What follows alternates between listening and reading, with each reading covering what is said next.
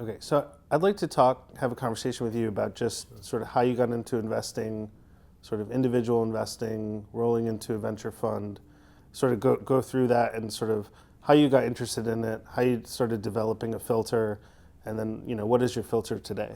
So like, just walk us through Sure. this first time you had the bug to do it and Yeah, all that. yeah. So, grew up in India, came to the US when I was a teenager, and, have got engineering degrees, a BSW, MS Computer Engineering, and then began at AT&T Bell Labs, came down to the Valley, worked at a Synoptics Communications networking company, did a small startup, Coronet Systems, as employee number 9 as the VP of marketing, and then went to Checkpoint Software and was about 10 million in sales, was there for 6.5 years, from the 10 million to, half a billion in revenue size. So was fortunate to work kind of in product roles and some growth companies with some amazing people. While I was at Checkpoint, I saw a number of my friends starting companies, and was fortunate to have a little bit of pocket money to write some smaller checks into some companies. And so I began writing checks into companies, and often I was able to be the first check in or part of the very first round. So would it be that you had a colleague you worked with, you knew they were really smart, Yeah. and you just said, It was just basically, friends of engineers, smart friends, had a lot of engineer friends. And so, so as an example, right, I remember many years ago, sitting down with the founder of Yodlee at a small Indian restaurant in Menlo Park, which no longer exists. Or, at Ming's with the founder of Selectica when he started Selectica. Or, I think at Hobie's with, with Alteon Web Systems, which went public later. Selectica went public as well. Or with the founder of NetBoost, which was eventually acquired by Intel. And so how did you meet all these people? How did you decide to be the first check-in? What motivated you? I think I was just intrigued by by kind of the promise of being able to kind of be of help to somebody very, very bright who wanted to kind of build something very interesting, and that just it was of appeal. And how did they find you, or how did you find them?